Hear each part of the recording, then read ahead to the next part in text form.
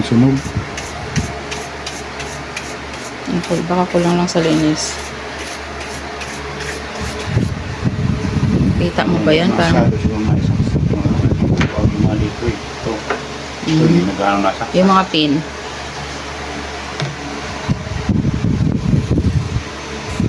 Motherboard. Dito. Ano ba ito sunog?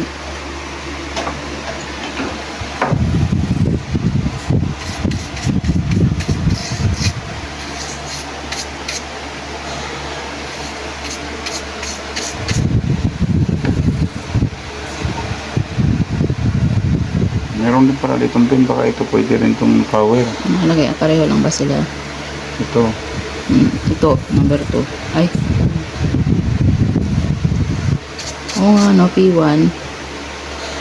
Baka dito sa ito. P1, B1 naman. Baka dito.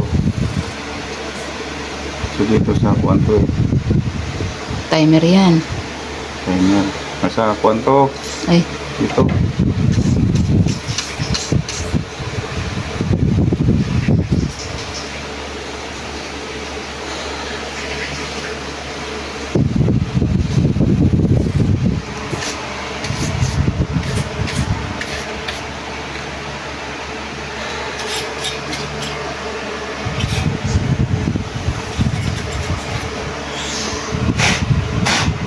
Kunin mo yung ano, Yung pag-ingay no, lin.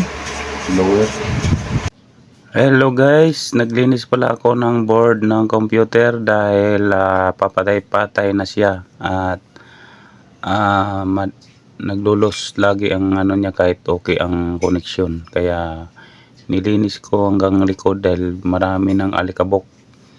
At yung ibang alikabok ay dumidikit na doon sa pyesa. Kaya siguro nagpatay-patay ang ano at parang nag-overreach siya. Kaya pinagpraktisan ko naman ito guys dahil yung aming technician na hindi pumunta at ako naman nagpa-practice nito ulit para patsamba-tsamba na lang tong aking gawa kung magawa or hindi. Pero yung time na yun guys sa paglilinis ko ay nagawa ko rin at nilinis ko lang yung buong board pati power supply. Magagaling mag-English mga bata. Yung parang pa yun,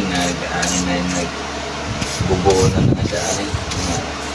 Parang Tagalog, dula-dulaan. Sila mag-dulaan ng kwenta. Kanina hindi ito maingin kasalpak, ginanon ko pa to. Hindi na masalpak yan. Ay, kaya siguro walang power. Lang gagawin. Para ito talaga. Hindi may bearing pero sa July sana kung kuhan, di ba nabutan mo naman sa July yun? Oo, kasama kami. Maganda-ganda pa ang rin sana biyahe kay nun. July. Ganda rin biyahe ni July. At yan nga guys, kinat ko muna yung aming usapan dahil itong power supply ay aking binaklas at marami ng alikabok sa loob. At yung mga pyesa na lagayan ng mga SSD at saka RAM ay nilinis ko rin dahil posibilidad doon ang nanggagaling ang function kapag yung RAM ay marami ng alikabok.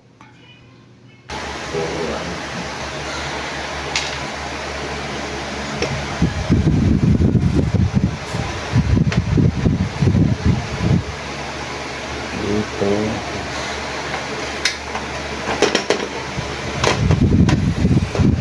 kompleto ko masira ang computer namin ang budget.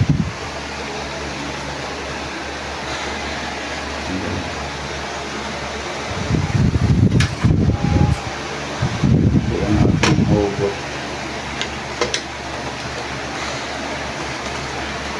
Hindi nasira yung lahat yung ano.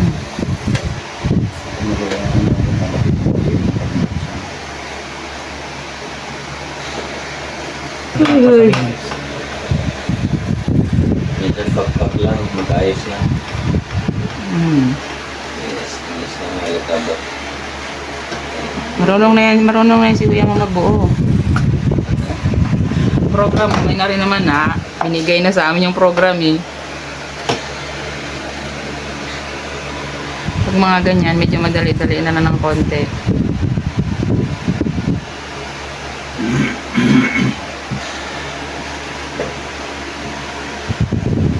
Driver na yung kasama mo ngayon. Ito nili kong driver na pasok ni Juan. Tortuga.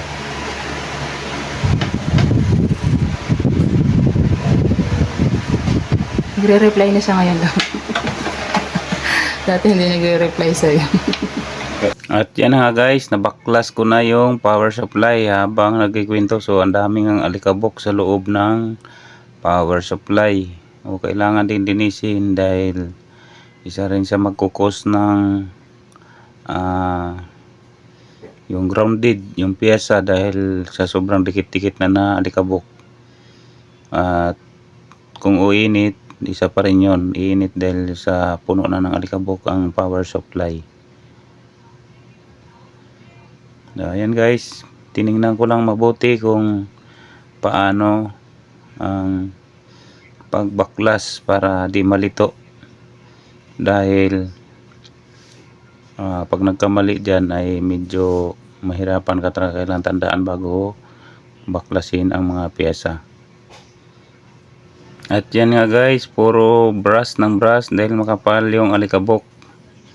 So yung iba pala dyan guys ay tinister ko kung okay pa yung pyesa, pero lahat naman sila ay okay at nag-function lang pala doon sa alikabok. Nagkaroon siya ng grounded kaya papatay-patay ang PC.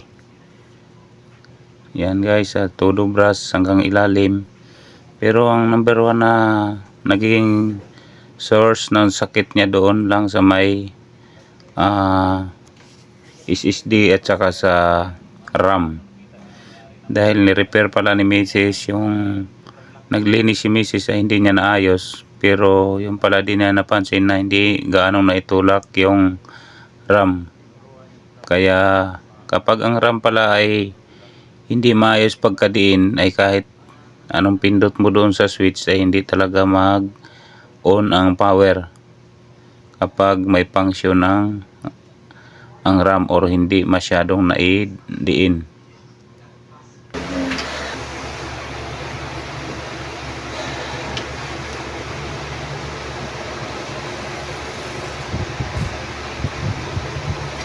Hirap na kasi yung hirap pag-bison.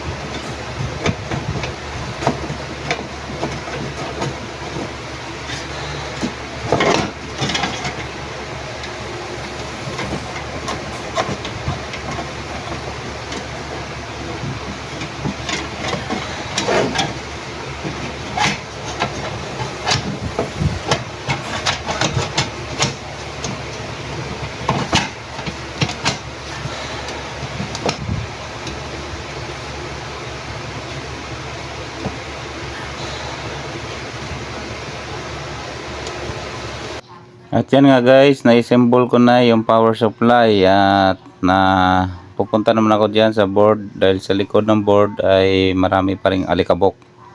At aking ibinabras yan dahil paulit-ulit dahil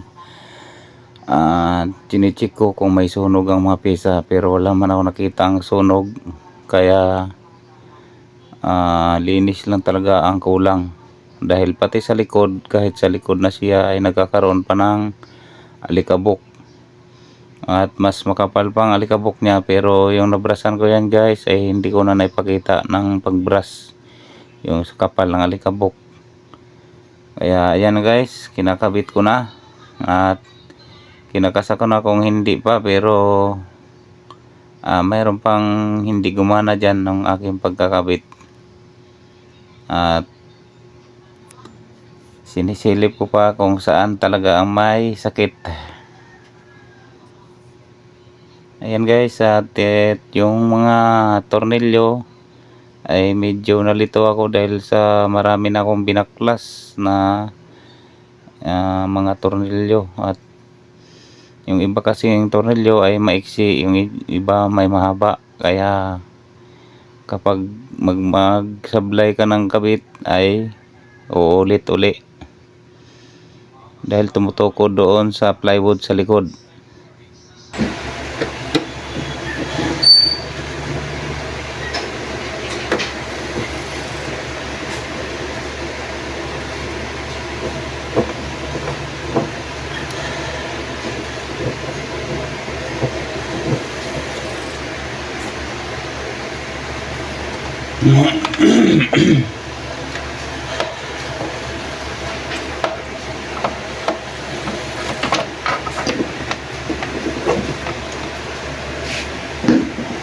Yan sa kabila.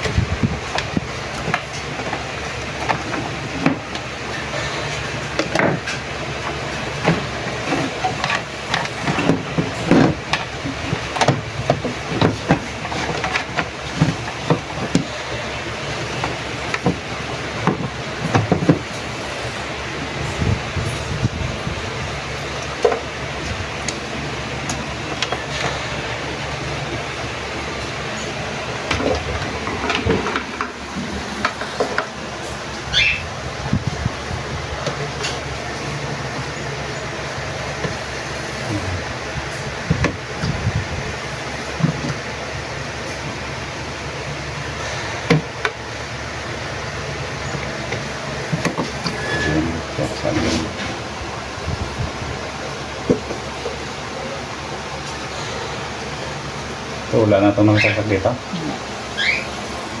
Parehas to. Ito pala parehas.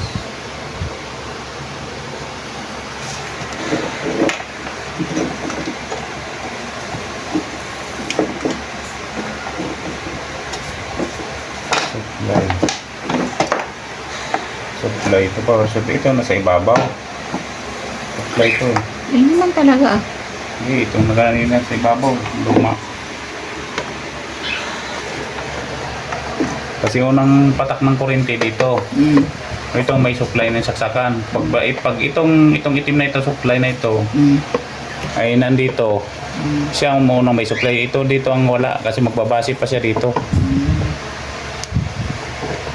Yun tanda mo sa akuan.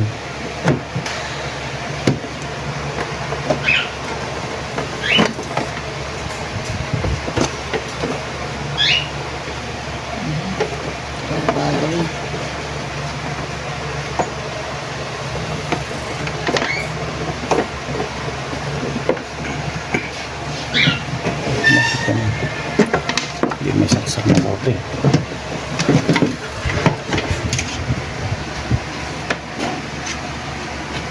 Parang sa bago man itong ano na ito. Supply na ito. Sa bago mo yan. Kunin mo ngayon, bakit nagkaganon?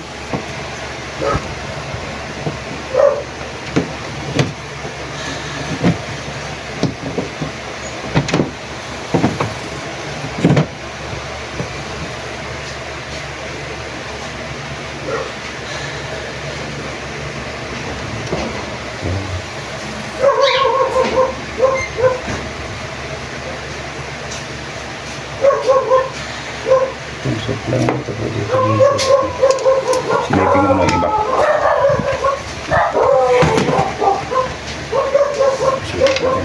Tama rin. At yan guys, hanggang dito na lang to. At naikabit ko rin yan at naayos ko rin yung board ng ano. Kaya tsaga-tsaga lang talaga. Hindi lang napakita ang video. Thank you. Bye bye.